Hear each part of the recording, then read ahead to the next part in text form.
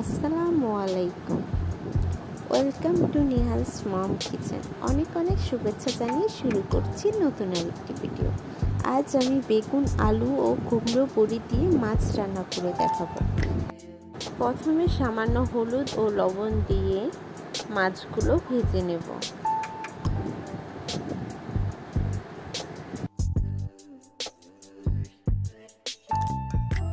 তারপরে বেগুন ও আলুও ভেজে নেব সামান্য হলুদ ও লবণ দিয়ে।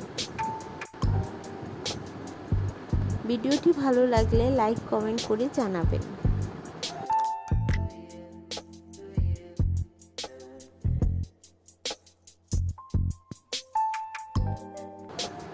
বেগুন আলু ভাজা হয়ে গেলে কুমড়ো বড়িটাও ভেজে নেব।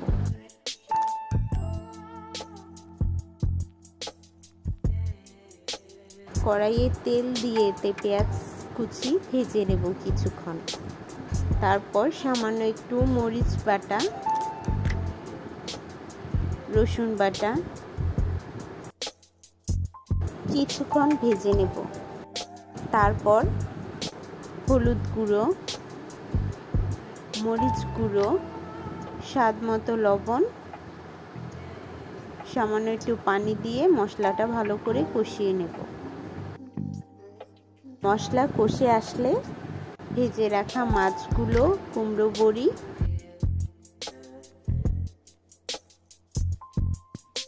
ও আলুটা দিয়ে দেব।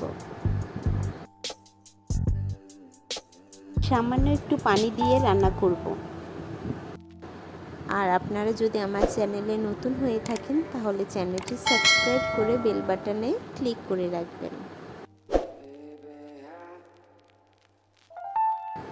কিছুক্ষণ রান্না করার পর ভাজা বেগুন দিয়ে দেব।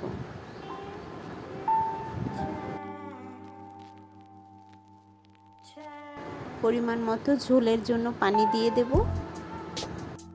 আর যদি ভিডিওটি ফেসবুক পেজ থেকে দেখে থাকেন তাহলে পেজটি ফলো করার জন্য অনুরোধ রইল।